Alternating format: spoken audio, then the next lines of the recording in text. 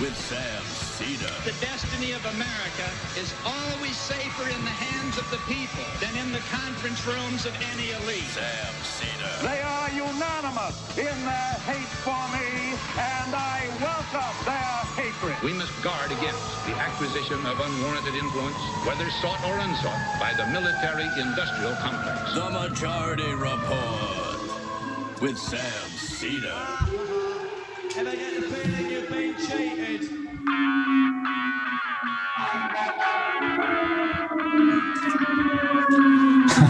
It's Thursday, April 23rd, 2020. I'm Michael Brooks. This is Michael Thursday on a 5-time award-winning Majority Report. We're broadcasting live from our respective quarantine zones across the heartland of the United States, which is, of course, Brooklyn. On today's show, Micah Uetricht and Meagan Day join us. They are co-authors of Bigger Than Bernie, How We Go from the Sanders Campaign to Democratic Socialism. What is the next phase of organizing and strategy after this major defeat? And where is there still opportunity left? Two great writers for the Jacobin magazine. U.S. jobless claims wipe out post-Great Recession employment gains as 4.4 million file for unemployment just within the last few weeks. Health Department official Dr. Rick Bright is on the out from the administration and has scorched the Trump administration's handling of the corona crisis and search for drugs. But never fear, a former Labradoodle breeder is tapped to lead the U.S. pandemic task force. Not sure if that's the only thing he's ever done. Mitch McConnell, he's got an answer for all of the states that he just screwed out of aid. Go for bankruptcy, local governments, even as progressive organizations attack the absolute failure of Democratic leadership to gain any substantive wins for working people in the latest bailout round.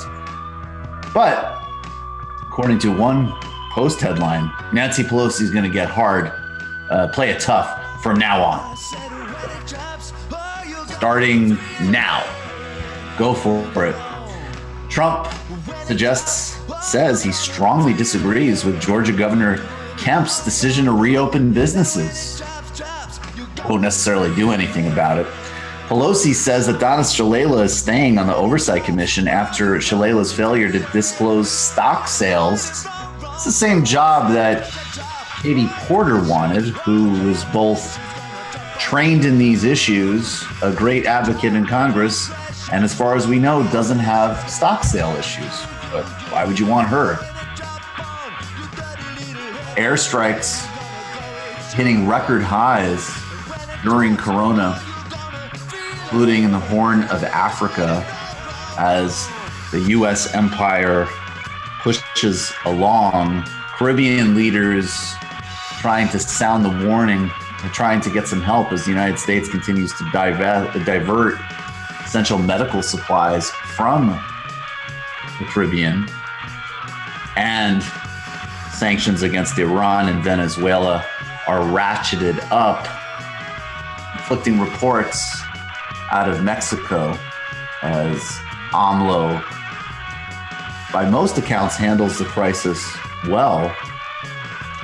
In Argentina, the Fernandez-Kirchner government has put together a strong bailout package, but foreign creditors are trying to undermine it.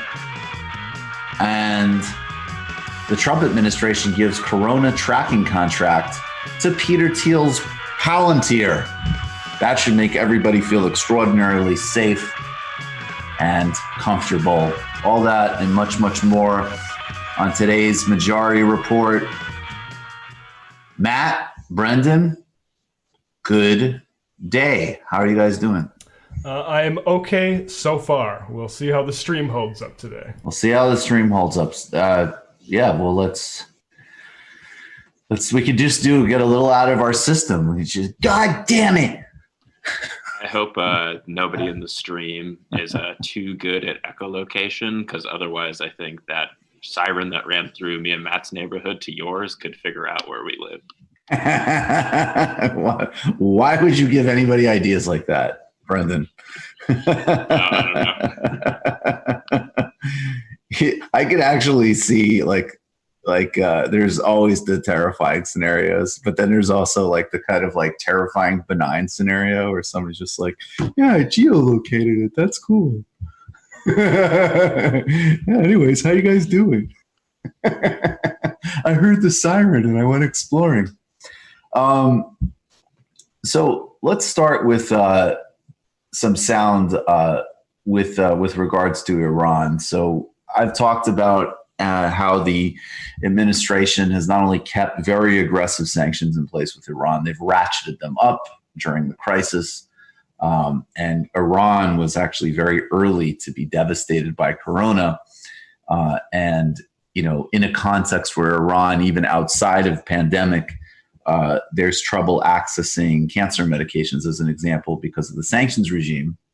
It's also very important to always note that in the context specifically of the Trump administration's belligerence and aggression and warmongering, including the assassination of Soleimani against Iran, that the context is that the Trump administration pulled out of the nuclear deal, which every single organization on the planet of any repute, including the US State Department, in fact, certified that Iran was following that deal to the T. So that's something to be very, very clear about. That is absolutely in an endless examples of the immense aggression, stupidity, immorality of the Trump administration. The policy towards Iran and the gutting of that deal, which is the most significant diplomatic accomplishment, certainly of the Obama administration. I would argue potentially a modern post-Cold War diplomacy in some respects, maybe certainly of the Obama era. Opening Cuba was very significant as well. Trump obviously closed that off as well. So that's the context for Iran. Iranian ships have been engaging to some degree with U.S. naval ships, basically in a way of sort of keeping some, protecting their turf, as it were. And again, one doesn't need to be a supporter of the Iranian government to see the pretty obvious reasons, given everything that's happened in the last couple of years, let alone the broader sweep of history, why they might do that.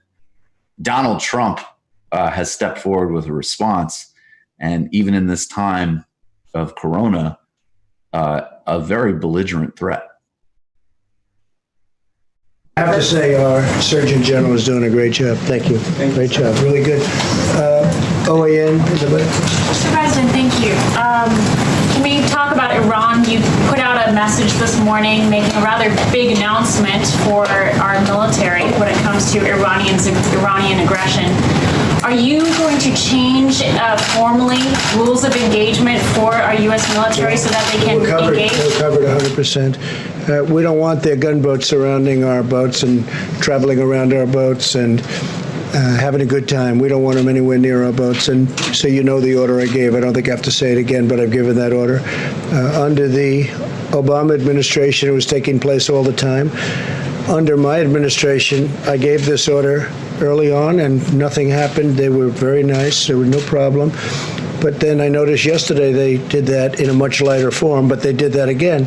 I said, we're not going to stand for it. So if they do that, that's putting our ships at danger and our great crews and sailors in danger. I'm not going to let that happen. And we will. They'll shoot them out of the water. So the U.S. military does not have to change its rules of engagement in order to follow your... That's the rules of engagement. That's a threat when they get that close to our boat. And they have guns. They have very substantial weapons on those boats, but we'll shoot them out of the water. Okay. So I just want to be really clear that what's happening now is the product entirely of the Trump administration destroying that deal. That's reality.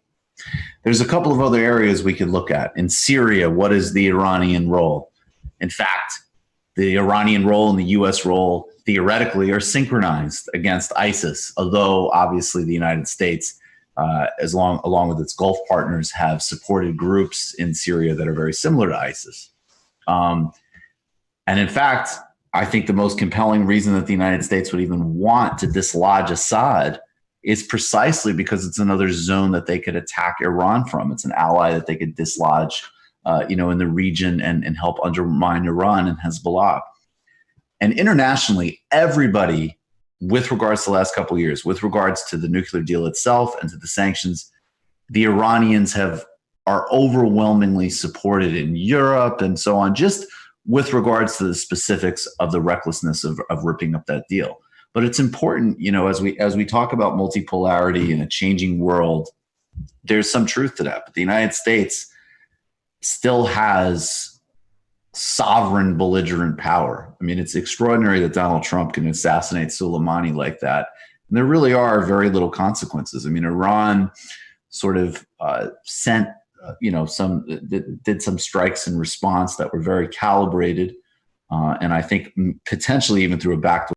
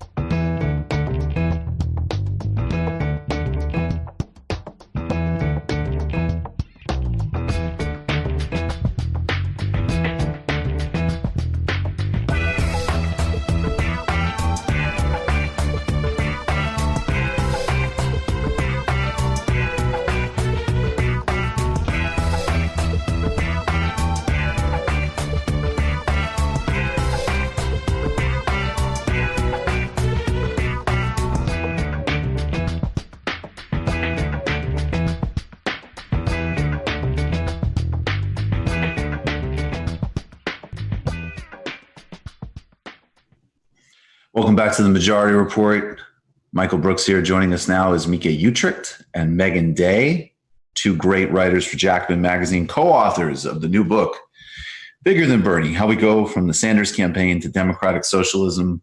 Guys, Thanks so much for being here. And as always in these times, I hope that you're both safe and well. Thanks for having us. Thanks. We're about as good as we can be, I guess. Indeed. Indeed. So let me start with my only sort of how much, what could be bigger than electing the president of the United States? It's a great question. Yes. It's a great question. Well, I think to start off with that, you are correct that actually it's a really big deal to potentially have had one of ours in the Oval Office. I think that sometimes there are some people who, in order to make a point about the insufficiency of electoral politics, will sometimes downplay how incredibly monumental that would have been. Yes. So point well taken. And at the same time, it's also when Bernie said "Not me, us," the slogan that he decided to lean into, he wasn't just like flattering us. Like, he wasn't like, "I love you guys, we're going to do this together. It's you and me all the way, baby." He was actually articulating a theory of change that he has had for decades, for half a century, really, ever since he was like a member of the Young People's Socialist League. In fact, if you go look, there's this archival video of him winning a seat in Congress for the first time. And the first words out of his mouth at his victory party were, "Just so you know, it's not going to be Bernie Sanders alone in there that's capable of making the change that we need. It's going to be all of you." And that was in like 1990 or something. Yep. So, he understands that it's actually not, it has to be bigger than Bernie. And we just tried to write a book that actually spelled out what that meant beyond sort of platitudes, and give a sense of the actual work that needs to be done to consolidate, cohere, and strengthen various institutional and social forces to make it possible to affect change with or without one of our people in the White House. Obviously with would have been preferable, but what can you do? Absolutely. Then what is first of all, then let's actually, before we get to the present, maybe you guys spend a lot of time in the book, which I really appreciate. I think actually threading a very specific, important needle about Bernie Sanders, that for so long, and I think actually especially coming off of sort of Obama and, just the very dysfunctional relationship built, I think, for a lot of people who came of age in the Obama era, of sort of like, it's one, literally the, "I got this" meme. It's about one person who happens to be extremely cool, and that's sort of it, and that's great. And, we haven't left that. I think, a lot of the relationship to, Pete Buttigieg and Elizabeth Warren really reflected that sort of, devotion, adoration of particular individuals and brands. But then we went to this sort of like, and I think was a very important course correction in some ways, like, hey, it's not about people, it's about policy. And there's some truth to that, but also, policy exists in context. And I say this all as a way of saying that Bernie Sanders is flawed and has made mistakes like literally any other human being on the planet. I've actually been fairly critical of his how he's handled the bailout vote. I think there's actually legit criticisms there. But overall, this is actually an extraordinary leader who's done a hell of a lot for us and really does stick out in a very unusual and positive way. And there's absolutely nothing wrong with acknowledging that, particularly now as we think of him as a legacy figure. So can you, and I'll start with you on this one, Micah, can you talk about really specifically in the book how these two Sanders campaigns have really been a centerpiece of reshifting political terrain? Yeah, I think that, well, for one thing, those of us who have been around the left for a long time know that in the past, like very recent past, the socialist left in the United States was completely marginal. We played basically zero role in the politics of this country. And that was a very bad thing for anybody who wants to, live in a world of decency and dignity for the vast majority of the population.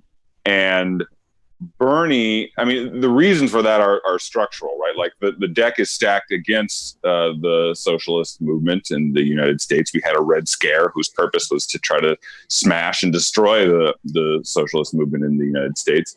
And all of those things have created these structural barriers to the left playing a real role in U.S. politics. And Bernie is this singular individual who managed to, as you said, thread this needle of keeping those socialist politics alive while, I mean, I guess he was still a marginal figure over the years, but he managed to move from, he managed to win elected office and move up the chain all the way up to the Senate. And so we have our first chapter of the book is the only chapter that's about Bernie, and we wanted to have a chapter about him because it is important to take stock of what this individual figure was able to accomplish. I mean, of course, there's plenty of objective forces that we can talk about that have led us to where we are, but the subjective forces of the Bernie Sanders campaign in particular, and Bernie Sanders as a historical political figure, are really important. I think that what probably, if you had to like guess how, where new progressive left populist energies might go, if somebody had asked you about it, like let's say 6 years ago, I think if you know the history of the United States, the role that the left hasn't played, you would probably guess that what would have been most likely in 2016 would be that somebody like an Elizabeth Warren would come along. They would see that inequality is enormous, and that people are angry about it in a kind of incoherent way. And so they would try to capture some of that energy and put it into like the kind of campaign that she ran, sort of like, a couple rhetorical bones, not a couple, significant rhetorical bones towards the what's wrong with the power of corporations and billionaires in society. But be fundamentally arguing for what you mentioned was Obama's way of campaigning and arguing about what his role was, which is this sort of uniquely moral and competent and smart administrator who could steer the ship. And Bernie didn't argue for that. Bernie argued for a qualitatively different way of doing politics. He obviously called himself a democratic socialist, and he talked about the way that social change happened was going to come through millions of people being actually engaged in a mass movement to change things. And so I don't think we would have a reborn socialist movement in this country. We wouldn't have the reborn Democratic Socialists of America. We wouldn't have the kinds of, the small handful but important number of left elected officials who have been, and not to mention like that it would not just get traction, but help spark a bunch of other things happening in American politics. So, we don't know where that's going to go, but that's the situation we're in. And it's a pretty unique one. And we wanted to sort of try to tease some of that out in that chapter on Bernie, because we do think that he is a unique and important, American political figure. You guys do talk about the sort of Red Scare history in the United States. And I think also actually really importantly, and I think we do need to be extremely attentive to places that we can't cede to the right or to just sort of mainstream media narrative, frankly, conversations about Venezuela or Nicaragua or Cuba currently either. It doesn't mean we need to, with all the caveats that you don't have to valorize places, but we have to be very clear that these are places struggling in the periphery who have, particularly in Cuba's case, but certainly in other cases, delivered real accomplishments, and they have been hounded and are hounded aggressively and viciously to this day by the U.S. foreign policy apparatus. So, Meagan, and I'd like to hear from both of you on this, because I think the history is really, really important, and the domestic and international, but can you both speak on the depth of the material and ideological campaign against any type of socialist idea, even, let alone like real political formation? I mean, it's, just even getting people to have like an adult relationship about the idea that, you can read Marx, you could identify anywhere you want on the political spectrum, but this is this is a really important thinker. This is not somebody that you can have like a kind of adolescent or even pre-adolescent boogeyman relationship to. Mm-hmm.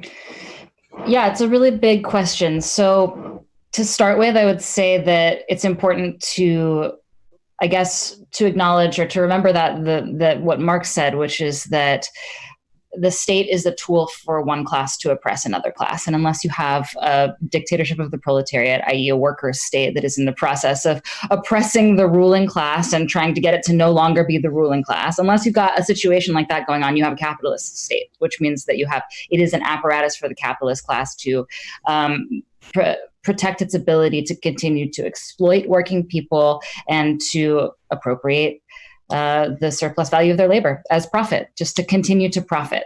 And it looks differently. I mean, obviously it looks differently in the Democratic Party than in the Republican Party, but both of them are loyal parties of capital. The Democratic Party's sort of theory about this is that you need to like throw people enough bones to make sure that they don't, rise up and overthrow it. And the Republican Party is a little more cavalier, you could say. But ultimately, they're both parties of capital. And in fact, one of my favorite quotes is from, I think it was a speechwriter for Richard Nixon, or his.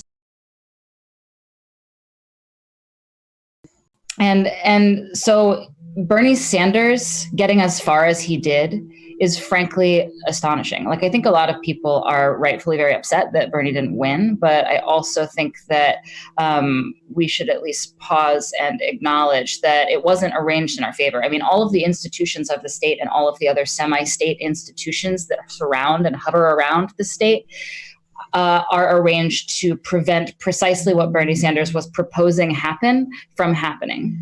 So Bernie Sanders was proposing because he had a social democratic agenda, but the way that Bernie Sanders talked about it really was like a socialist. He was like, people are going to rise up and take what rightfully belongs to them. If there's going to be a class war in this country, it's about time the working class won that war. So even though his agenda was social democratic, it was very clear that he was hoping to use it to mobilize people towards some more distant horizon, a more distant horizon of justice and equality, right?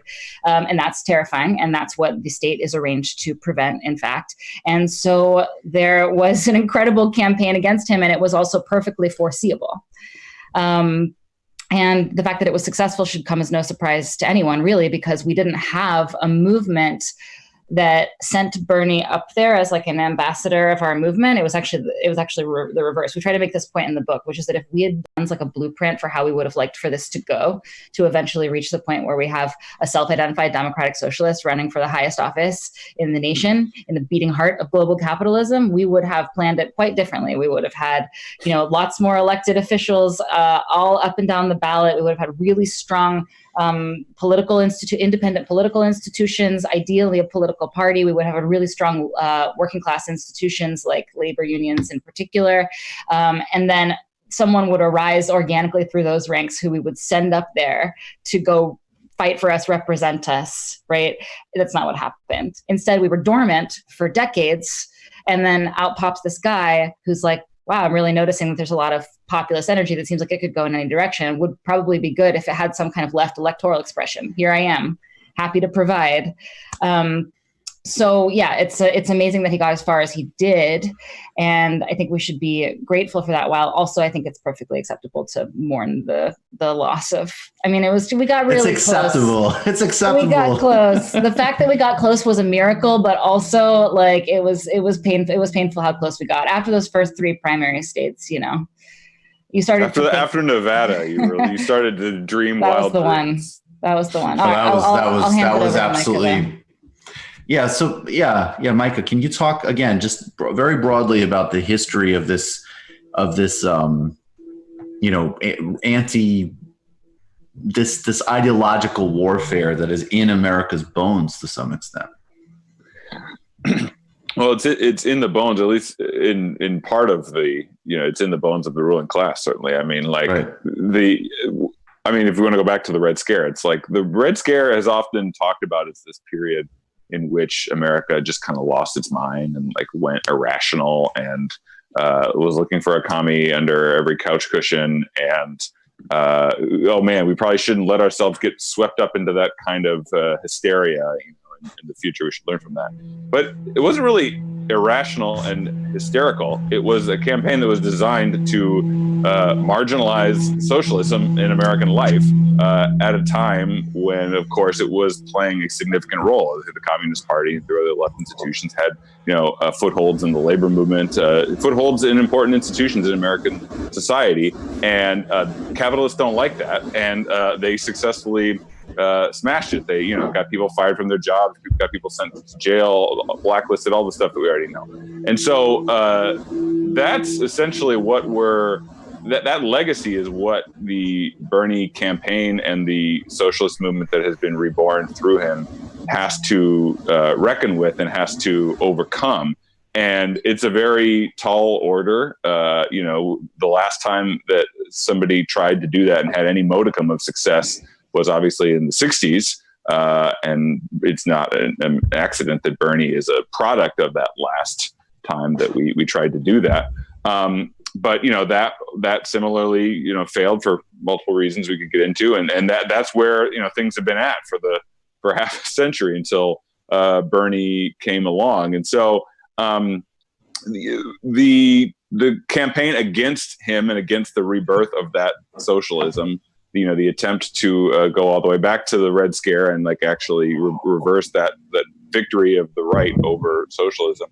Obviously, they won this round in that they successfully defeated Bernie from becoming the candidate. But there is a real hope for, a cause for optimism when you see that we managed to, reverse that sort of that sense that Americans would never go for socialism, that there is something about in Americans, bones that are fundamentally allergic to class struggle, to class rhetoric, to the idea of socialism.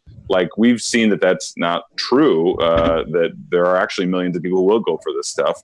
And, it would be better to be operating on terrain in which one of ours was in the presidency, but it's also not the worst thing in the world to be newly operating on terrain in which we have found out that's no longer, that idea that Americans fundamentally hate socialism is a lie.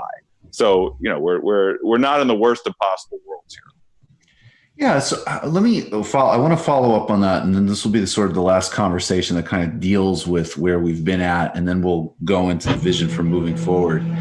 I do wonder, and I have, I regularly speak and have the honor of interviewing a lot, particularly on TMBS. Adolph Reed Jr. is, one of my main influences, and I wonder. And again, let's just stipulate that the overwhelming reason that Bernie, there was objective variables that stopped Bernie, right? And I think that that's correct. So let's focus on the 5% that was in our hands or in the campaign's hands. And I think, one thing as an example that I always hit on was the idea of being much more clear that Joe Biden was the primary threat from early on, and really having a much more realistic assessment of both that there was a fair amount of Democratic primary voters who are actually not, they certainly wouldn't be in any way opposed to a kind of anti-corporate basic populist message, but they are not very, but they're also very focused on who's, the most winnable and so on. And, I think what Reed said to me recently, which made a lot of sense, and I wonder about, is when we look at the campaign, and we look at, on one hand, there was the kind of getting lost in a bunch of rabbit holes with sort of Warren supporters at times. And then there was also, in a context where there wasn't really even just that many votes there. And then I do wonder if with the rhetoric at times, and as we think about, talking about these ideas, is there a place of getting back to, as Adolph Reed says, he's like the main universal question that applies to almost everybody on earth is, do you have to work for a living?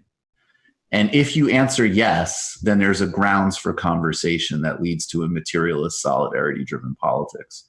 And I wonder with Bernie, and this does actually bleed out to how we organize and think about things moving forward, what is the relationship between not the substance of socialistic ideas, not the different notions of labor and what creates value and so on, but some of the rhetoric that I think is definitely appealing to an increasing number of people, but it still could be a stop for certain others.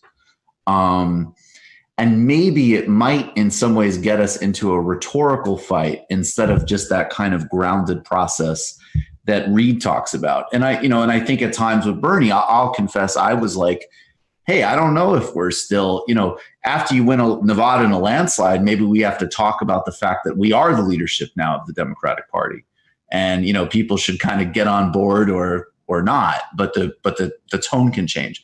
So at any rate, and I want to hear from both of you, and Micah, I'll start with you first, but what is the relationship between the substance of where we're going and the rhetorical struggles or signifiers? And sometimes, it gets really extreme. Obviously, we see, there's that whole subculture on the, Twitter of, I'm an anime Maoist or whatever.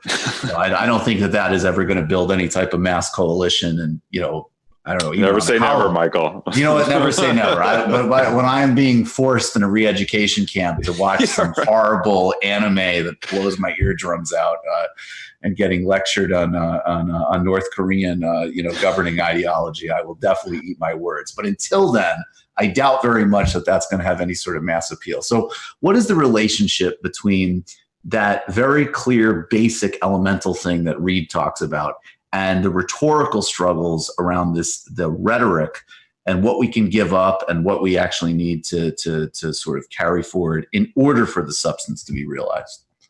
Well, I think Bernie did a decent job of weighing these things in the campaign. I mean, there is the fact that you want to focus a campaign like Bernie's on a fairly focused, bread and butter agenda, hone in on some key policies that are popular and or that can become more popular if you keep talking about them. And so obviously he did that with Medicare for All, the principal policy he was arguing for. He did it with public college for all. And I think public college, even to a greater extent than Medicare for All, he helped drag that from a totally fringe issue that not a strong majority of people are not behind to now that being a more mainstream demand. So you have to keep your rhetoric fairly narrow and focused and not get pulled in a million directions at once, trying to satisfy sort of every possible sort of left constituency. But you also you can't be you can't be hostile to those all of the constituencies within the left that are within the progressive movement that want you to take a stance on XYZ, and he always did that. I mean, he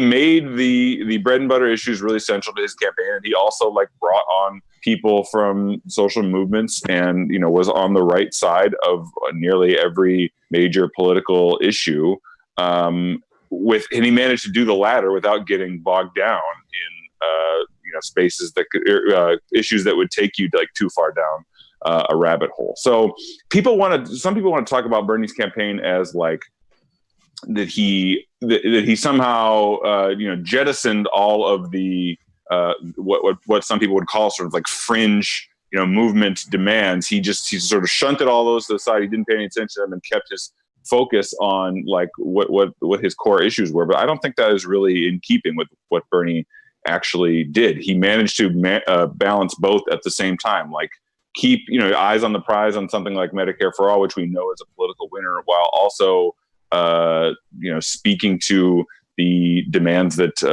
various social movements have, and being on the right side of them without doing so in a way that was off-putting to average people. So I don't think that we certainly can't point to that as a reason why his campaign failed, that he was focusing on issues other than bread and butter too much. I think he managed to do both quite well. Yeah, I'll agree with Micah. I mean, I don't know if this was what you're actually driving at in your question, but since Micah brought it up, I think it's interesting. There are people who think that Bernie Sanders lost because he was a class reductionist, and there are people who think that Bernie Sanders lost because he was like overly woke. And I actually think that both of those people are completely wrong, and we're not paying attention to the race very closely, and just like had a pre-existing theory about like what ruins the left. And then when Bernie Sanders lost, they like shoehorned that theory into the situation that they're looking at right now. And neither of them is a good explanation because neither of them was particularly pronounced. I think Mike is right. I think that he managed to balance them pretty well. I mean, you can always find example of one thing or another, but did those examples, whatever you might highlight, like let's say a Bernie surrogate, like was a little like used more sort of like academic or activisty language than is like typical to find in a working class community, or like seems distracting from bread and butter issues or whatever. Yeah, sure, you can find an example of that. Did the voters in various states like hear it and respond to it? Absolutely not. I mean, you have to have not made phone calls or knocked on doors for Bernie Sanders to think that, because there's no fucking way that those people were paying attention to what surrogates were tweeting. It's just not true. And at the same time, I think that anybody who thinks that Bernie Sanders was being like strictly class reductionist and ignoring all of the demands of various constituencies, especially sort of marginalized people's constituencies, is also completely blind to the realities of the campaign as it played out. I think that Bernie Sanders incorporated, I think very gracefully, a lot of talking points specifically about how the bread and butter issues are important to address if we care about marginalized communities, which is exactly what he should be doing. And I thought it helped us evolve as a political culture past a point we were at like a few years ago, which was a very stultifying point where there was like a major either or.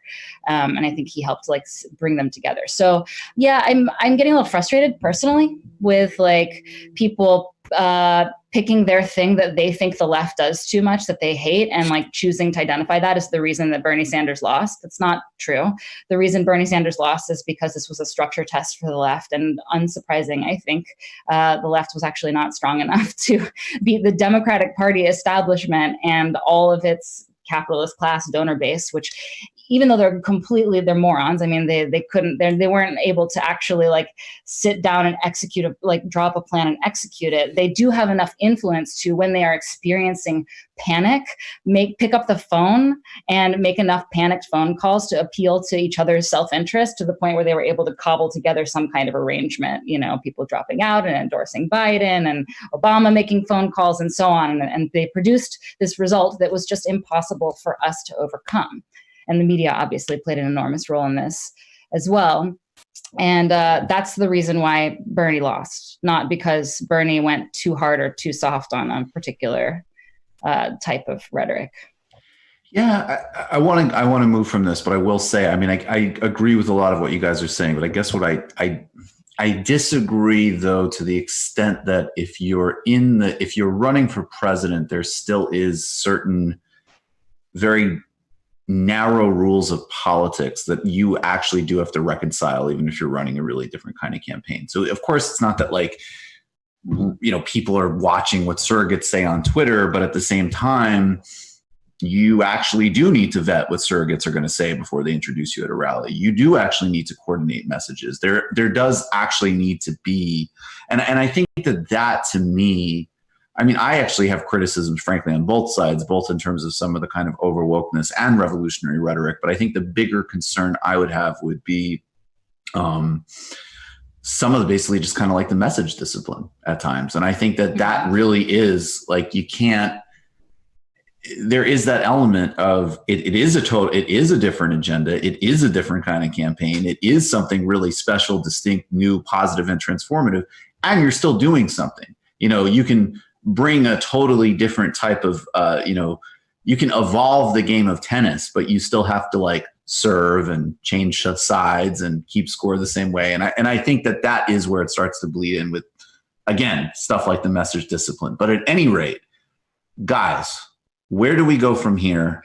And what are the opportunities, which you outline in this book? There's a lot of different options. Can you both speak to, I think, horrifically because of necessity, but in a way that is potentially very dynamic. There is a lot of labor action right now. Now, again, I don't want to romanticize this in any way because it is a product of the most craven brutality of companies like Amazon. And at the same time, people are saying no. And this is quite significant. Mm-hmm. Yeah, I mean, which this was also the case, in the last enormous labor upsurge. Well, what I was going to say was that in the 30s, like when that was the last time that the labor really kicked off, and that was also in response, to horrific conditions that people were facing. Although at least they weren't facing the kind of pandemic that we're facing now. I mean, the opportunities are enormous. I mean, in the book, just beyond the pandemic, in general, post Bernie, we talk about the kind of two tracks of like social movement organizing, especially focused on the labor movement and elections. And we talk about elections. I mean, maybe this doesn't need to be stated, but like we wouldn't be having this conversation if Bernie Sanders had not run an electoral campaign. It was his decision to run for the presidency of the United States that brought us to this point where has produced all of these new opportunities. And I say that because there is this perennial debate on the left. It's like, should we do social movements or should we do elections? And Bernie's campaign showed us that like that's a kind of false choice, that you can actually do elections in a way that can help lead to all kinds of new, labor movement energy and sort of organizing, grassroots organizing energy. So, we talk about, in the election section, I mean, we have some kind of principles. Maybe Megan, if you want to explain that kind of the argument for a class struggle electoral strategy for how we go about our elections. Yeah, so in 2019 at the National Convention of the Democratic Socialists of America, there was a resolution that was submitted and passed to commit ourselves to a strategy called class struggle elections. It's basically trying to narrow down what DSA thinks are like elections worth engaging in, because everybody in DSA will tell you like, look, we understand that electoralism is a phenomenon and it's historically a problem for the socialist left, thinking that you can actually just kind of like elect your way into transformative change is an issue. And then, of course, abstentionism is also a problem, because if you just sit on the sidelines and snicker at all the stupid people going up there and attempting to make change at the ballot box, I mean, you're essentially just ceding that territory, that extremely important territory, to your opponents, and also not meeting people in the space where they're thinking about politics, because like it or not, that's where people put their political energies, is in the electoral sphere. So to reconcile that problem, DSA has been trying to come up with some criteria for what would be a good election to participate in.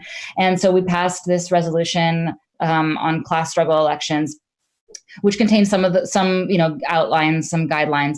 And then Micah and I just wanted to flesh it out. Like, we wrote this chapter of the book, and then we wrote a second chapter with examples to try to like really demonstrate what we think differentiates a normal election, even a normal election by a progressive who might agree with us on some policy stuff, from a class struggle election, which is an election that exists to actually heighten the level of class struggle. And the three criteria that we came up with were: one, raise the expectations of the working class. There are a lot of ways you can do this. Rhetoric is certainly one of them, but platform is really significant. Think about Bernie and Medicare for All. It wasn't poll tested. It wasn't like people wanted universal health care, but that's like vague. He was like, here's a policy that's not popular, and I'm going to put it forward, and I'm going to raise your expectations for what you can reasonably deserve from a functioning society as a working class person, and was enormously successful in this regard. We quote the AOC from when she was at the Queen's rally for Bernie, where she says, when Bernie's first campaign started, I was working as a bartender, and I did not believe that I deserved healthcare. And like Bernie Sanders convinced me that I do deserve healthcare, which to me is like one of the most powerful moments to come out of the campaign, is a real testament to exactly what we're talking about with raising expectations. Like, Bernie Sanders is campaigning on Medicare for All, made millions of people believe that they deserve Medicare for All. Right. Right. I listened, and I just want to add as a note to that I listened to the symposium that you did with several people, including Adolph Reed, and he made a really good point about how we also have to acknowledge that that's not necessarily permanent. Like we've raised people's expectations, and like that can be wiped away in an instant. It can be a sort of like a period in the past where people were more open to this idea if we don't capitalize on it, which is why the other two are really important. The other two criteria, the second one being to polarize along class lines very explicitly. And the way that we explain it is this: the Republicans are very good at division. And the Democrats are very good at false harmony. So the Republicans will be like, you should hate your neighbor because your neighbor is an immigrant. And the Democrats will be like, don't hate anyone. And in fact, don't hate Blue Cross Blue Shield, even though they're denying your medical claims. Right. You know, like it's a big country. It involves undocumented people, and the people that won't pay for your kid's inhaler, all coming together. All coming together. Exactly. And so like what we're proposing is a form of unity / division that kind of takes the best elements of both. Like, yeah, we don't want false harmony.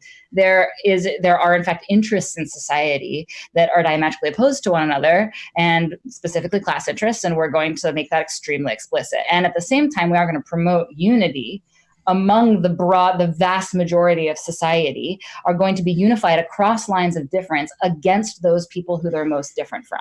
Right. And those corporate actors that they're most different from.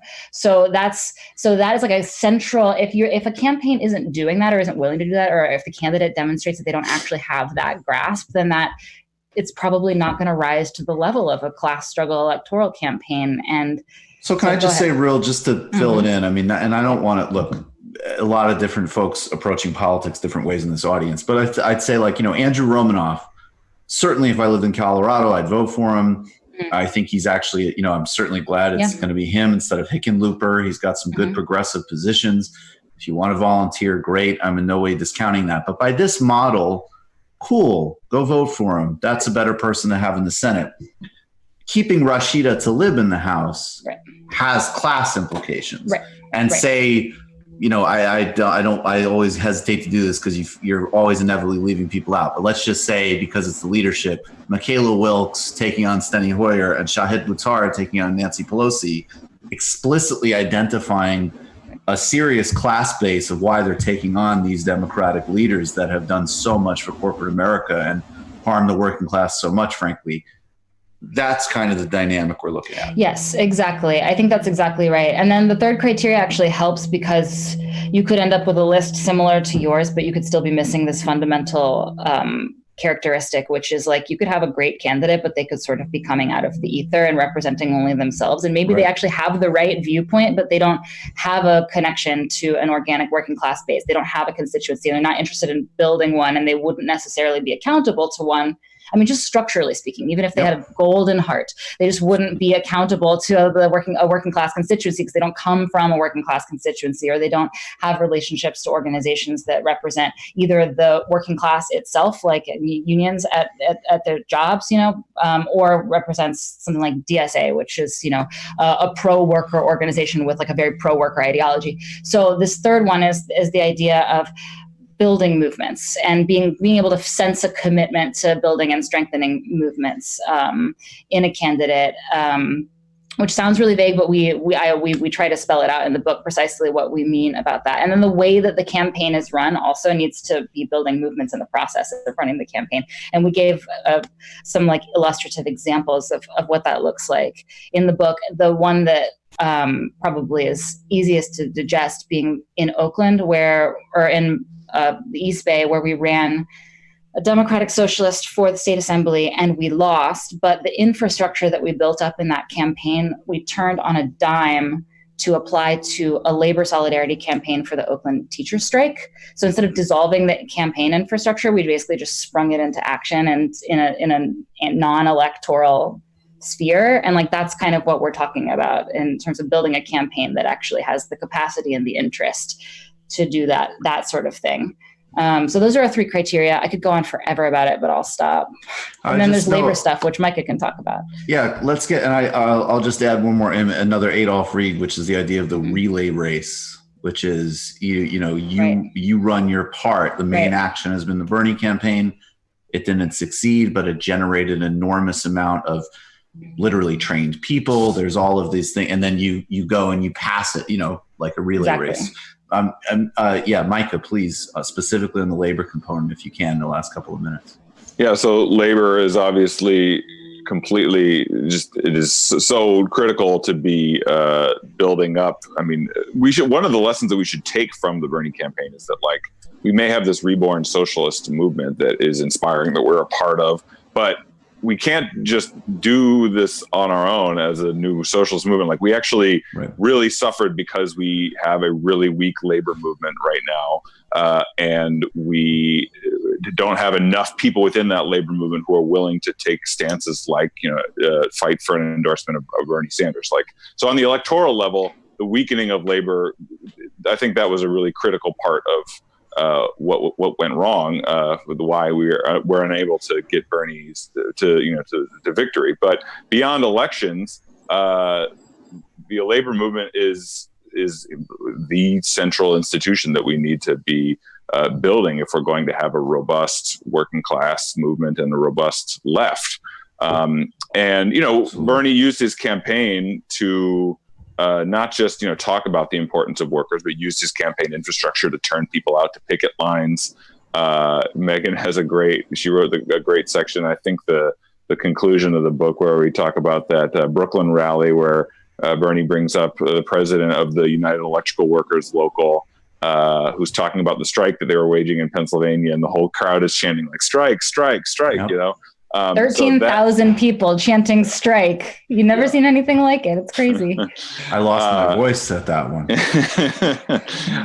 Whenever you get the chance to chant strike with 13,000 people, you got to do it at the top of your lungs. Right. So rebuilding the labor movement. Bernie came out to Santa Gold. There was a lot of energy at that one. Yeah. So that rebuilding of the labor movement is critical. And that's something, I mean, Meagan and I were on a call the other night with the members of the Young Democratic Socialists of America, I think, who asked us kind of tongue in cheek, like, how do we create the next AOC? And like, that's an important question to ask, but also people should be, just as important as whoever the next AOC is going to be is like, who are the next rank and file teachers who are going to go on strike? Who are the next people who are going to take from the energy from the Bernie campaign to go and rebuild the labor movement? Whether as rank and file workers, especially socialists and others who are class struggle minded, who are going to go into their unions and transform them into democratic and militant bodies that can have enormous. I live in Chicago, where like the Chicago Teachers Union, through its willingness to do that, has totally reshaped the politics of the entire city. That is a central task for people who are inspired by Bernie going forward. To take the energy from the campaign and use it to rebuild a labor movement. If we're going to actually have a chance to not just like go on strike and do all the things that we know that are needed to be done in order to rebuild working class power, but also win an election with whoever the next standard bearer of the left is, who's running on a presidential level or whatever, we're going to need a rebuilt, strong democratic militant labor movement in order to do it. So that's a central task going forward. Absolutely. Well, guys, I really appreciate both of you so much. The book is Bigger Than Bernie, How We Go from the Sanders Campaign to Democratic Socialism. You can find, of course, Micah and Meagan's work at Jacobin and every other place where you can read and listen to and watch good things. Appreciate you guys. Thanks so much. Stay safe. Thanks so much for having us on. Yeah, thanks for having us on. Thanks a lot. Catch you later. All right. Is our stream still good, guys? Are we actually still up? We are. Wow. God bless. Yeah. Micah's gone. I'm still here for some reason. How's it going? I'm glad I'm glad I was about to actually say, hey, you want to hang out on the fun half with us? And go for it. Come on. Okay, but we're going to take a break. We'll do plugs first. Sure. Okay, so Michael Brooks' show yesterday, on Tuesday, we had Dr. Cornel West. Matt, how did you feel about the interview with Dr. West? Oh, I think it was an all-timer, definitely. It was I mean, he gave us an hour plus of his time. Yep. He dropped a whole bunch of literary references that I appreciated, like Sinclair Lewis and Richard Slotkin. Yep. I mean, he's the sort of guy that it'd be impossible to like. We occasionally have people on where like Bernie or like Slava, where you think is it Michael doing an impression? But Cornell's impossible because nobody has like the breadth, I think, of like his reference is just so insane. Like the way he goes into Greek tragedy after you tell him like a dumb story or something like that. I can't really remember what his reference is. Tell him a dumb story. Well, like a story about modern politics being dumb, basically. No, I told him. No, what I loved is it's actually a really compelling quote, which is Fernando Flores, who's this Chilean. Oh, right. Chilean, he's a business management consultant who is Allende's finance minister, actually. And the quote is, "Hope is the raw material of losers." And I just knew I wanted to tell Cornell that quote. And then he connected that to Thucydides, which is exactly why I wanted to tell him that quote. Yeah, it was incredible. I mean, not Thucydides. I just knew it would go somewhere. I didn't know it would go to Thucydides, to be clear. But yeah, it was an incredible interview. One of the best pieces of feedback I got on it that somebody wrote to me, and he's like, "Look, I'm a huge fan of Dr. West. I've been reading while following him for years, and like with any of these, like he's like, I know his moves, and I always want to listen to him, and I heard." Because of the questioning in the interview, a bunch of new things, which is amazing. Like that was awesome to just think that like there was an opportunity because of the format to go in broader directions and just really fill out just like what an incredible mind and incredible spirit the guy has. Obviously, he's a hero of mine. So anyways, check that out.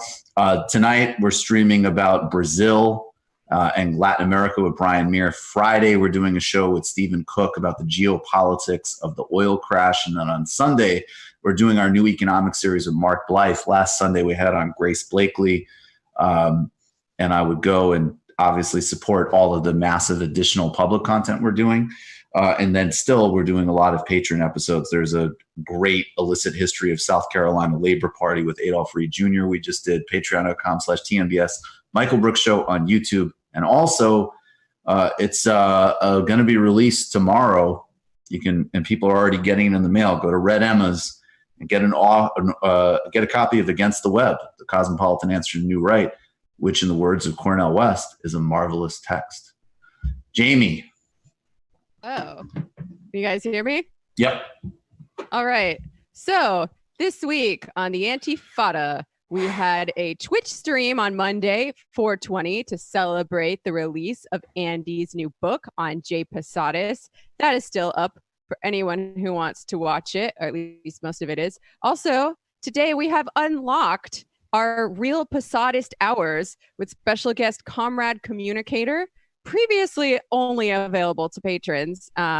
We read a previously unpublished work by Jay Posadas called On the Function of the Joke and Irony in History from 1976. And as it turns out, Posadas was not a big fan of humor or irony, which is itself ironic because he exists today largely in memes about space dolphin communism. So he would not be very happy about that. But yeah, check it out. Patreon.com/TheAntifada. Oh, also Friday, that's tomorrow, I have a new episode of The Vampire Castle coming out wherein I talk about vampire stuff with Leslie Lee III from Struggle Session. And this one is about the TV show Buffy the Vampire Slayer. And we both really, it's close to our hearts. So I think it's a good episode. Check it out. That's all I got for now. Matt. Yeah, twitch.tv/literary hangover. I streamed for over 2 hours last night without a single drop in frame from my ISP. So I don't know what's going on with during the daytime, but twitch.tv/literary hangover. I did A Plague's Tale Innocence while listening to Daniel Defoe's A Journal from the Plague Year, a 1722 fictitious journal about the 1666 plague. A lot of relevancy, actually, you'll find. Some things don't change, folks. Anyway, Subscribe. That's where I'm pushing people now. Subscribe at twitch.tv/literary hangover. Sweet. And also, of course, on Patreon. I forgot one. Can I say one more thing? I'm sorry. Sure. I keep forgetting to plug it because I'm not on every day. But Red May is a month-long of leftist programming that usually happens in Seattle. Andy and I had our flights all booked, and then they had to cancel it. But it's still happening virtually. So on May 6th, I can put a link to it in the description for anyone who's interested. Andy and I will be moderating a panel on coronavirus and the future of work. Dope. And of course, I new show, 3rd episode, Saturday for the Jacobin channel. Anna Kasparian and I, weekends with Anna Kasparian and Michael Brooks. Brianna Joy Gray is joining us. Last 2 weeks we had on David Sirota and Aaron Bastani. We're having a lot of fun, and Jacobin is just massive amount of the teaching content, including the panel I did with Adolph Reed, Willie Leggett, and Cedric Johnson, and one's on Gramsci, one's on, it just tons of stuff. Go there, subscribe, check out our new weekend show. Lots for you to watch while you are hopefully quarantining. All right, folks, we'll see you in the fun half.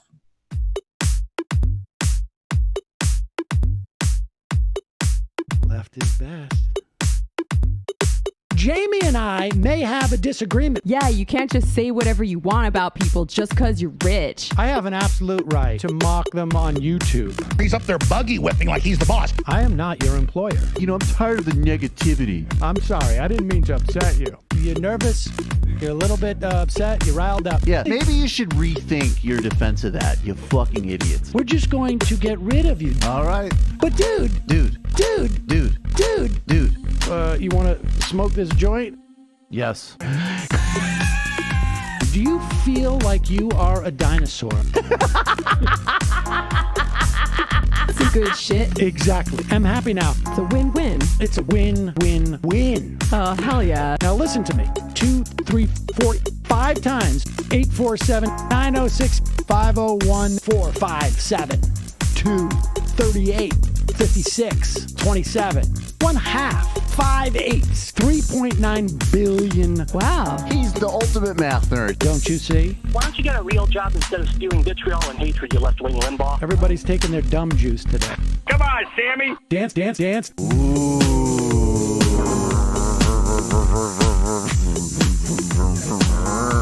Rand Paul. I had my first post-coital scene with a woman. I'm hoping to add more moves to my repertoire. All I have is the dip and the swirl. Fine, we can double dip. Yes, this is a perfect moment. No. Wait, what? You make under $1 million a year. You're scum. You're nothing. Excuse me?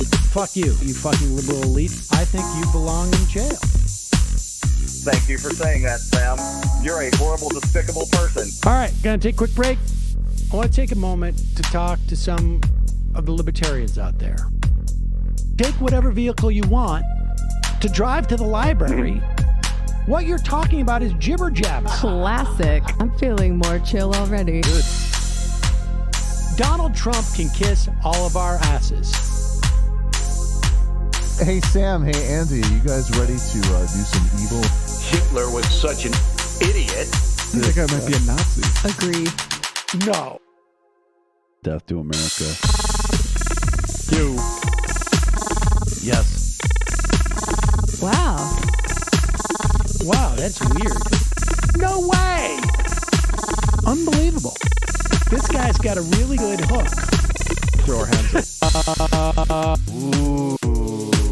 Wow. But Sam, I gotta get off. No worries. Let's.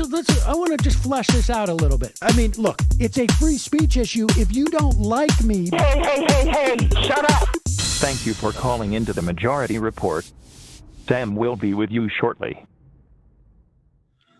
Welcome to the fun half. Michael Brooks here. I guess the internet connection is good, huh? Good. Still is chugging. A generous description, but still chugging. Adequate. We of course hope that everybody is safe and healthy, and we've got to get a little bit. We've got some sound to get to before we wrap up. I want to start with Gordon Brown, because I do think we have to talk a bit about the international components of this moment we're in. I've tried to sort of articulate local resiliency, national empowerment, and global integration and cooperation. All of these things are important, and they need to happen in a simultaneous and synchronized way. Gordon Brown was the UK Prime Minister during the last financial meltdown. Very sort of interesting political figure, probably in some ways the best of what they had to offer at that time, which wasn't much, but certainly preferable to some of the things you see now. And he's on a crusade to basically focus on a global bailout, global coordination on searching for a vaccine so that those efforts are not diffuse and not coordinated, and therefore can be deployed more quickly, and also basically specific plans around southern zone countries with regards to corona. And here he is with Christian Amanpour talking about the international component of this, even as, again, to be clear, not that the WHO hasn't made mistakes, not that we can't critique international institutions, but the Trump administration has cut funding, and we see a lot of, sort of not only America first, but we see a sort of global rise of nationalist sentiment. Here's Gordon Brown. Look, it's obvious. We've got America first, we've got China first, we've got India first, we've got Japan first, we've got Russia first. And this has been a tendency, a trend of the times, an aggressive unilateral nationalism. But I think most people realize that this is a global economic emergency, and it's also a global health emergency. And I think people realize that unless we solve the problem in some of the... Is somebody whispering, or is that on the tape? Yeah. That's hilarious. I didn't notice that. Sorry. Okay, that's great. CNN real-time production. Subliminal messaging ASMR. CNN production, not MR. All right. Sorry. Go ahead. This is a global economic emergency, and it's also a global health emergency. And I think people realize that unless we solve the problem in some of the poorest countries of the world, which could bring the disease back into the richest countries of the world, we will not solve the problem at all. We need a global effort at a vaccine. We need to build up global capacity in testing equipment. We need to protect these countries so that they don't carry the disease back into the rest of the world.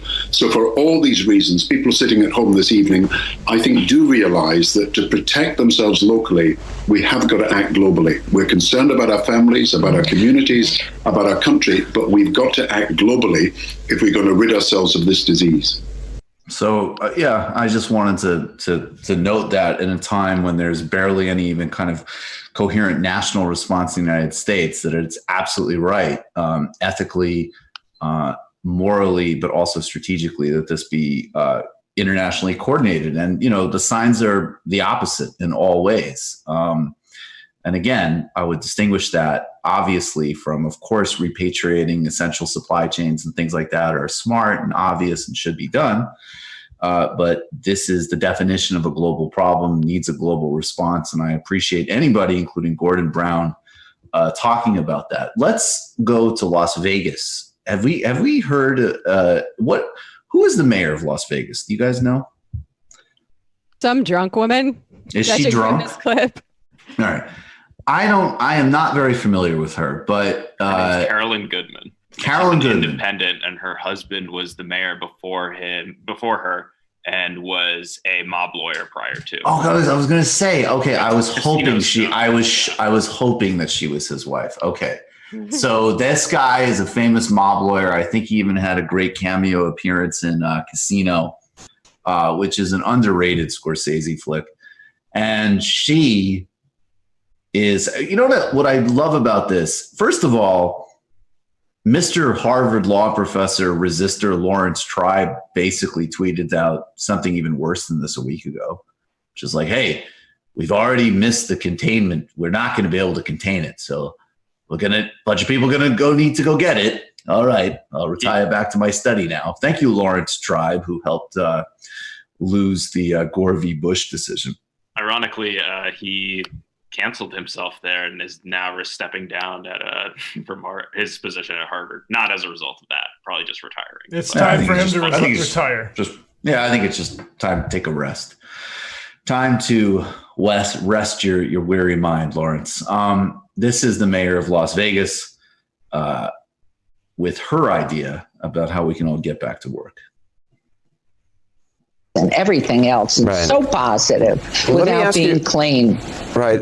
You're talking about encouraging hundreds of thousands of people to come to Las Vegas. I get the financial losses people are suffering, which is awful, but you're encouraging, hundreds of thousands of people coming there in casinos, smoking, drinking, touching slot machines, breathing circulated air, and then returning home to states around America and countries around the world. Doesn't that sound like a virus petri dish? How is that know safe? What it sounds like? You're being an alarmist. I'm not. I've lived a long life. I grew up in the heart of Manhattan. I know what it's like to be with subways and on buses and crammed into elevators. I think you are by saying what you have just said. So you don't believe there should be any social distancing? You don't believe that this is I believe there should be. Of course. How do you do that in a casino? That's up to them to figure out. I don't own a casino. I don't know anything Wait about a minute. I'm sorry. You're the mayor of Las Vegas, and you want casinos to be open, even though you have no authority, thankfully, over casinos. But you say open them up, but you have no responsibility about how that would be done safely? No, you're blurring. No, you're blurring. You said it's not your job. There. I am not a private owner of a hotel. I wish I were. And I would have the cleanest hotel with 6 feet figured out for every human being who comes in there. If you can't figure out how to do this safely, why, as mayor of a city that you were responsible for the people's safety, are you calling for something that you have no plan for how it would be done safely? I am not a private owner. That's the competition in this country. The free enterprise, and to be able to make sure that what you offer the public meets the needs of the public. Right now, we're in a crisis health-wise, and so for a restaurant to be open or a small boutique to be open, they better figure it out. That's their job. That's not the mayor's job. Okay, you said in another interview, you said, quote, let the businesses open. Competition will destroy that business if... Yeah, my job is to have a little day cap and explain to you why I gotta get back to work, you uptight SOB. But I'll tell you something. If I owned the massage parlor in Las Vegas, it would be the cleanest one.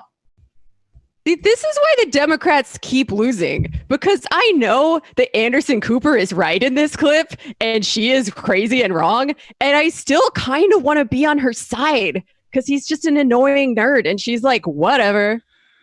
She doesn't have time for Anderson Cooper's nonsense. Although, polls do show that most Americans want to keep the quarantine going. I would say this too. Look, it's the same dynamic that we're going to keep. It's just going to continue to play out. If you don't pass, and obviously the Democrats and the Republicans are not going to pass actual real social infrastructure to allow people to do this, there are going to be more people that want to prematurely reopen because they have no choice. And that's going to get echoed by this idiot and by the troglodyte in Georgia and the troglodyte in Florida and everything else. And Anderson Cooper being right and being smug has diminishing returns. I would say, though, that I've seen better. I've definitely seen better. I'm a mayor. What does that have to do with anything? My husband got Mr. Trafficante out of, he was on tape and he got acquitted. I think we can figure some things out if I own a casino. But I don't. I'm a mayor. Okay, Anderson? I was at a subway. She's got some Kudlow energy to her. She does have, she's Lady Kudlow. I would totally party with her in Vegas after the quarantine is over. Oh, whatever. Why don't you come out? We could put hand sanitizer on before we take Percocet. Where Kudlow, so the last clip we saw of Kudlow was when it was starting to shut down Seattle, and he was just like, this is going to be a big deal. Of course, Douglas. Yeah, I'm not an idiot. And then after like the first major bailout steal, didn't he kind of sober up for that one? He was kind of saying, it's game day. We're stealing trillions of dollars. Only beer today. Let's look at some more. Let's do some more sound. Basically, okay. I guess this goes on. This was like a 20-minute interview. Oh my God! All right, let's do one more clip from it. Let's do the third clip, number 6, right? Yeah. Not only is the mayor willing to stare down mega dweeb know-it-all Anderson Cooper, she has an incredibly generous offer for what the city of Las Vegas can do for not only the United States, but in fact the whole world. And it's the opposite of a petri dish. It's a little scientific term known as a control group. Check it out. Every one of those lives is a tragic loss. But when you count 150 versus 2.3 million, you have to say, we have to open up. We have to go back. Our bus drivers, our But hasn't it been because of social distancing that the numbers have been what they are? How do you know until we have a control group? We offer to be a control group. Anybody who knows anything about statistics knows that, for instance, you have a vaccine. You're offering the citizens of Las Vegas to be a control group to see if your theory on social distancing works or doesn't work. Wrong. Absolutely wrong. Don't put words in my mouth. You just said we'll be a control group. Excuse me. What I said was I offered to be a control group, and I was told by our statistician you can't do that because people from all parts of Southern Nevada come in to work in the city. And I said, oh, that's too bad, because I know when you have a disease, you have a placebo that gets the water and the sugar, and then you get those that actually get the shot. We would love to be that placebo side. So I'm sorry. I will say I really do like, because the first part of the clip, Anderson's doing his, come on, you're an idiot, whatever. And now what I like is Anderson now is genuinely like, I cannot believe this woman is the mayor of Las Vegas. That face.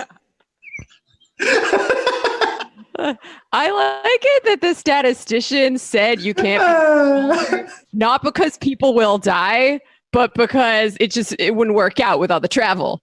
Well, but I was going to say, I think the statistician maybe knows how to communicate with this person. I think he knew the right angle, whoever that statistician was, to not be like, people will die, but to be like, yeah, but when you think about it, they come from all over. Darn it. You're not supposed to go after someone's delusion directly when you're talking about When has a statistician saved more lives? I mean, this is a high-performing statistician right here. All right, let's keep. But just again, please, if you're watching this, just take in Anderson Cooper's face right now. It's so good. Something to measure against. So all the data until you want to get the placebo. You don't want to get the actual. The group who gets the placebo, by the way, usually gets the short end of the stick. Well, you don't know. How do you know when you're in part of that group? You are. Mayor, if casinos reopen, are you going to be inside those casinos every single night, putting your own life on the line? I have lived in this town for 56 years. Are you going to go to the casinos every night and put your life on the line like all the workers you say you were there holding their hands? So they don't need it. We weren't broken. We tragically have 150 people we lost. Tragic. We have 2.3 million people here. I haven't heard you say yes, that you would be sitting on those casino floors every night along with the people that you say you are holding their hands with.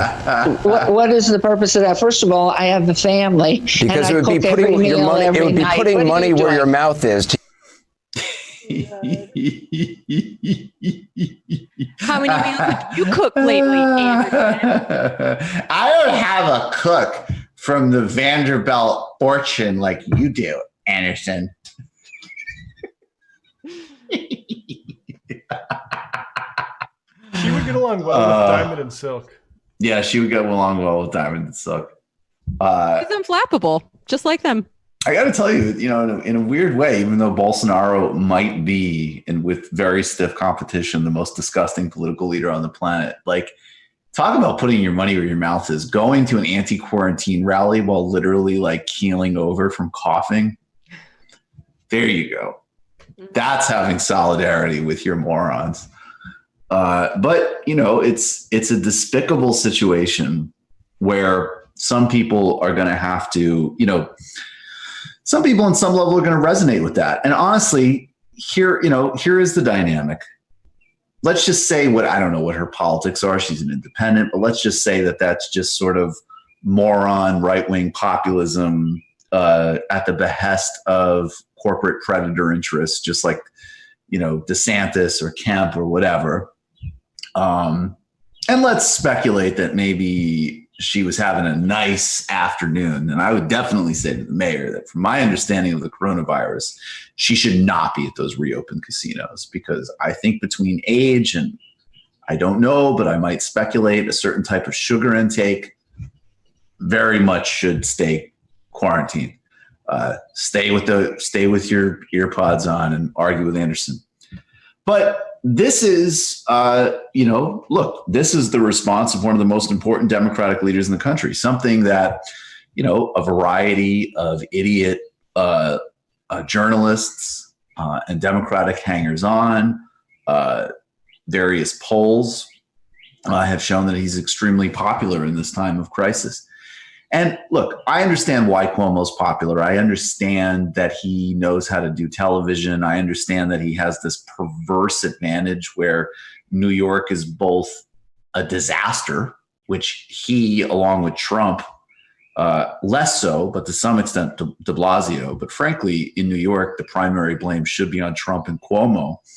That even though Cuomo's actual conduct has been a complete failure, and even though he has been fighting and has continued to fight for, and has in the latest budget cut Medicaid after aggressively trying to shut down hospitals just so rich people can get shoveled more tax dollars in this state.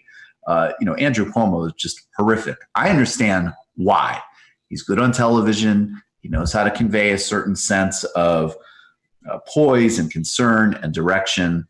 And, especially for a lot of folks in media who don't know anything about policy, but just want a symbolic response to Trump and they have no material skin in the game. He's an exact, he's a good West Wing character for their fantasy lives. But this exchange with Cuomo is both substantively revealing of how craven and despicable he is and how craven and despicable the politics he represents is. This also, and I say this as somebody who was very bullish, I really did think it was extremely likely that Cuomo would pinch hit for Biden. I think that this quote, again, not only is substantively gross, this is millions of dollars in ads right here. This is Andrew Cuomo. Yeah. They're also saying, if you can't afford to pay me unemployment, or your system is not set up, you will be paid but unemployment they can't from wait the day. for they can't wait for the money. They're out of money. Yeah, we're talking about a couple of days lag on the unemployment insurance, and they will get the check from the date of unemployment. It does not cost them an extra penny. Now, they can say unemployment insurance isn't enough. I get it. Even with the $600 check and the $1,200 check and the unemployment insurance benefit is not enough. I understand the economic hardship. We all feel it. The question is, what do you do about it? And do you put public health at risk? And do you drive up the number of deaths for it? Because you have no idea how to reopen now. So they're saying that, is there a fundamental right to work if the government can't get me the money when I need it? Is there a fundamental right you want to go to work? Go take a job as an essential worker. Do it tomorrow.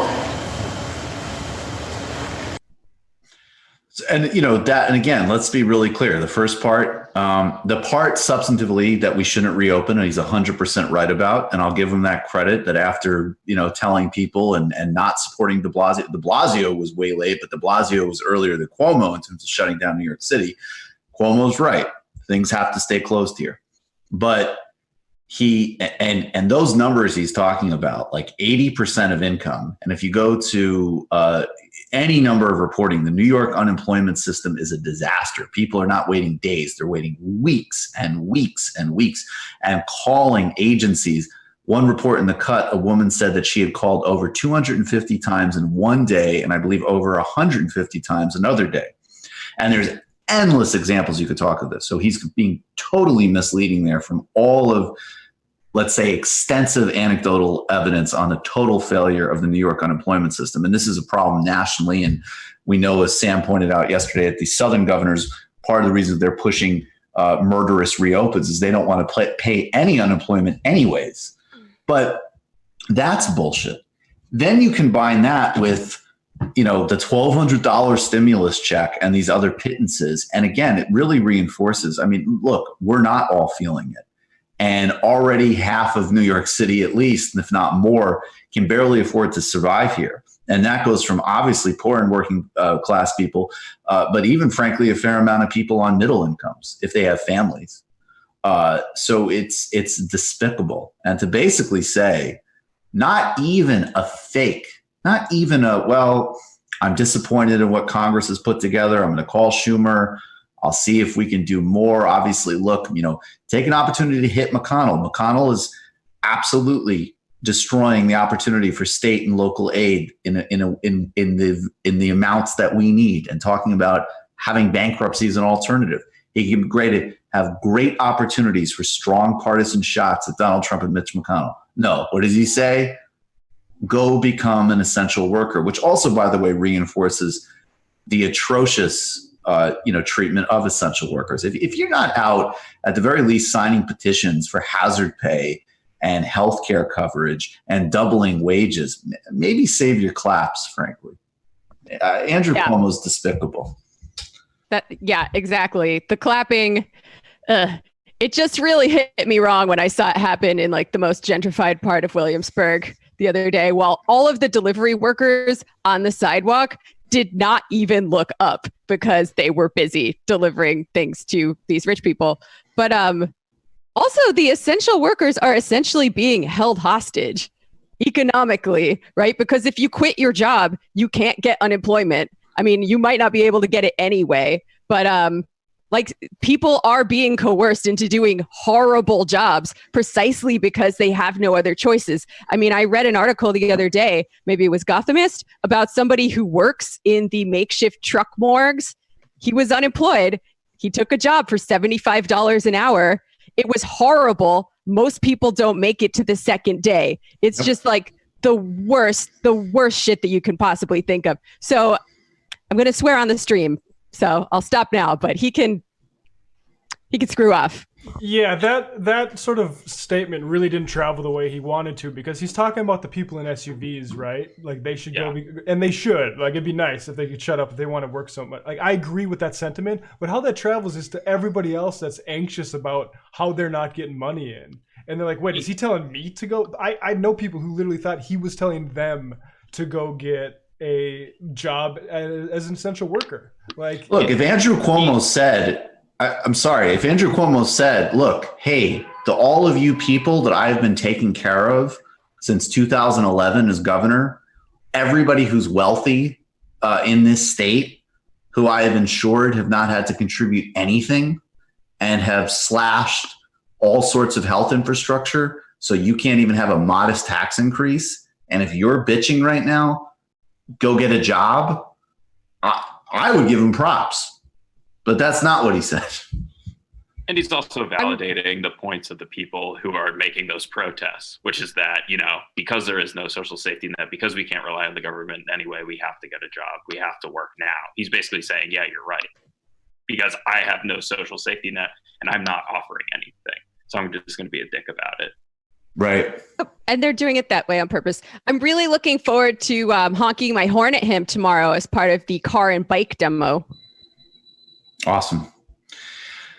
Let's go in the opposite direction. This is Sarah Huckabee Sanders, who has emerged from wherever she emerges from, to complain about AOC. Now, AOC, in addition to being with, a handful of people, Bernie Sanders, Rashida Tlaib, Ro Khanna, Tim Ryan for some of the UBI things that need to happen, Pramila Jayapal, and really a handful of others, and Ilhan Omar, of course, with rent suspension and more. AOC has been, of the fraction of activity in the House and Senate of trying to do constructive policy responses to where we're at. She's also, actually been delivering resources to people in her constituency, which is great PR and a great thing to do. So absolute credit to her for that. And she's been talking about basically what workers need to do during this time and what we need to do for workers during this time. And Sarah Huckabee Sanders, who, as we know, is basically, I don't even know what her previous experience is. She's the daughter of a governor. She's, a kind of grandfathered in sort of trust fund kid who belligerently and deeply off-puttingly lied for Donald Trump for a couple of years, including when, it involved justifying kidnapping and terrorizing children. She never missed a beat as a propagandist for the Trump administration. And here she is talking about what is and isn't out of touch on Fox News, Fox and Friends. Well, most people would want to go back to work. They want to make a paycheck.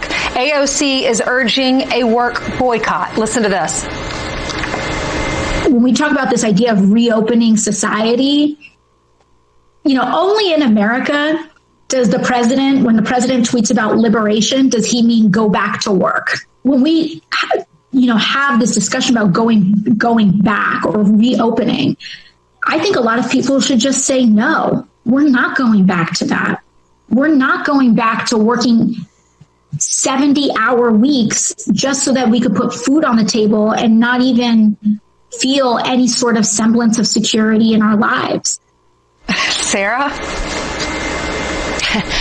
This is the same Congresswoman who just last week was celebrating the devastation of the oil and gas industry and the hundreds of thousands of jobs that are tied to that because she hoped it would provide momentum for her Green New Deal. This is also a person who may want to go back to her roots and remember that most Americans, unlike those in Congress, have to show up in order to get paid, and that they don't have the luxury of not doing their job and still being able to provide for her family like she does as a member of Congress. There are people that are really hurting. The president is looking for ways to protect them, to help them. She might want to join in that effort instead of putting people down who are struggling and trying to figure out how best to help their families and provide that food. She might want to go back and remember that when she was a bartender and not a member of Congress, she didn't have that luxury. She had to show up to do her job in order to get a paycheck, and there are millions of Americans that are like that need that paycheck, not just for the money, but also their sense of sanity and their ability to be able to get out and do what they do best, and that's work hard, because that's who the American people are. And her totally out of touch lack of understanding of that is just mind-blowing. They always love moving in between, either condescendingly and very classically Republican, dismissing her as a bartender or then saying that she's out of touch. I just want to say it's incredible, and don't allow these people to reclaim terms like meaning and purpose and things like that in work. There's a hell of a lot of meaning in people taking labor action and reclaiming decency and power in their lives. That is a form of purpose making. That is a form of meaning making. And, what AOC is saying is we've had an unprecedented global collapse in oil prices. Let's use this as an opportunity to generate millions of new jobs when we're ready to redeploy, redesign the energy economy, which you can make endless amount of economic and capitalist cases for, frankly. And then, yes, attend to the global ecological collapse, which will only make situations like we're in now more likely and increase. But what Sarah Huckabee is talking about in between all that dignity of work stuff is a small business bailout package for Exxon. And, and basically trying to enlist people who have legitimate fears into being, unwitting foot soldiers for Chevron. And it's pathetic. It's insane. Like, I don't know how people watching could not hear her talking about these giant bailout packages for businesses and not think, oh, maybe they could also afford to pay us to stay home, right? Like these demonstrations that are happening across the country, I do not believe that they have a working class character when I see ladies in SUVs shouting hysterically about how they want to, get their nails done. Trump's base is they're wealthy. They're business owners. I think it's a multitude of characters. Maybe. I would really watch, actually. Joshua Kahn did a great, I will plug this specifically, where it's going to come up later, an over 20-minute overview of the different constituencies of these protests and also how right-wing protests work generally, because they usually are definitely much more synchronized with like actual governing power. So I think there are multiple constituencies, including people, who are responding to the Cuomo quote. Of course, there's right-wing stuff. Of course, there's an AstroTurf element. Of course, it's everything simultaneously. But I think the point you're making that's important is just the basic reframe, which is that as soon as you can get on national television and talk about this unlimited amount of money that we have to dump, on the business sector, obviously we give people $2,000-$3,000 a month, give them health care, suspend rent, suspend mortgages, and problem is solved in less than 2 seconds or 5 minutes. For sure. But where I was going with that was I am extremely inspired by the demonstrations that are clearly working class in character spreading across the country that AOC is talking about. People are demonstrating for safety. They're demonstrating for hazard pay. They're demonstrating for paid time off, healthcare, even just the right to make PPE. And I think these protests deserve a lot more attention than the ones trying to reopen the economy. Let's actually, Matt, go ahead. One quick thing on, this whole celebrating the death of oil. I will celebrate the death of the oil industry. I think as far as like the history of just awful reactionary, power, the oil industry is maybe the worst in human history. As far as the people losing jobs, though, no, I take it very seriously. And I would say if Sarah Huckabee Sanders does as well, she would propose paying those people salaries for 5 years until they find other jobs. Absolutely. Dead ass. Let's actually though, we're going to do a final segment before we wrap up, but let's then actually focus precisely on what we should be highlighting a lot more. This is workers. They've been working at a Braskem American Workers. They have been working basically. I'm sorry, guys. This is a little bit of confusing description, but they straight in the factory. Which factory though? What company? Braskem. Braskem America. Okay, yeah. I'm sorry. I got it. So Braskem America factory in Pennsylvania. They've been working and living for a month straight in their factory. The company is not providing anything for them in terms of health protections and so on. This is incredibly important. Again, these walkouts, the dialectic between the fact that it shows how unbelievably powerful American capital is and how unbelievably craven it is and how unbelievably desperate people are. So that's the part we need to keep our feet in the ground. There's nothing positive about this at all. But every time people take power into their own hands like this and withhold their labor, there's nothing in the world more powerful than that. So let's play that and talk about it. An amazing group of workers in Delaware County is wrapping up a marathon shift at their company. Employees at Braskem America and Marcus Hook have been making materials needed to produce PPE for healthcare workers for 28 days straight. In fact, they practically lived at the facility this whole time, and only now is that changing. Action News reporter George Solis is there, and George, after all that work, they're finally going home. That's right, Walter. The employees just clocking out a little bit more than half an hour ago. You can imagine the excitement for them. For more or less for a month, they were sheltered from the outside work world, making this equipment to help in this fight against COVID-19. In a time when there may not be as much to celebrate, these essential workers at Braskem America in Marcus Hook are relishing every second of this particular moment, clocking out for the first time in 28 days. There's been a glow in everyone's eyes today, I'll say. More than 40 workers unanimously deciding to leave their families and agreeing to eat, sleep, and live at the facility where they make equipment for healthcare workers. The team working 12-hour shifts, TV, and the occasional drive-by from family members, the only outside contact they've had. We're truly honored to be able to give back and support people we will never meet in some way. Shift supervisor Joe Boyce says the group was split into 2 shifts to make polypropylene, a non-woven fiber used to make N95 masks, hospital gowns, and sanitary wipes. Boyce says to a degree, this moment is bittersweet. The team realizing the world around them has significantly changed in the past month.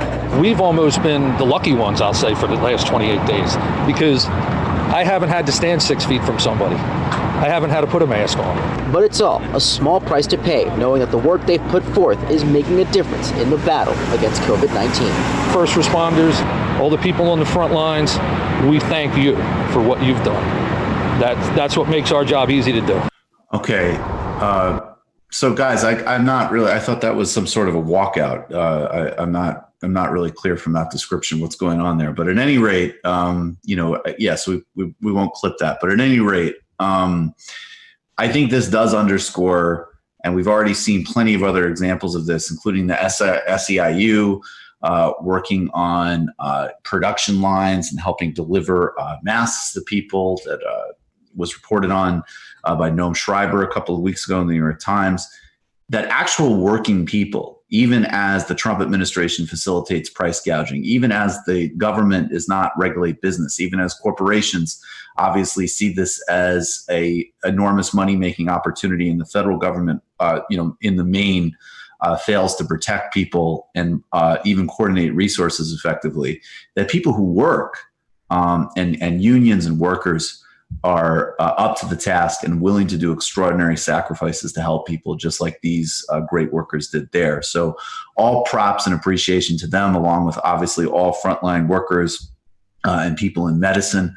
Guys, we're going to actually say one thing. Yeah, go. Like, that's the spirit of, like, I get things, like, if you want to romanticize it, like the American worker, that it'd be nice to have a party that just owned that. Like, they decided unanimously to continue working under those conditions, like heroically, like to continue laboring. And it's a shame that we have one party of owners and another party of managers. Yeah, absolutely. Yep. That's it. One party of owners, one party of managers. That's exactly right. Like, people want to help each other out for the most part. Right? Like, we are taught to believe that humans are inherently competitive and hierarchical and shitty. And if we didn't have the government that we do, we would just degrade into the war of all against all. Right? But we've seen time and again that is not true. When disasters happen, people help each other out. They form these disaster communities, and it's a glimpse of what we could have in a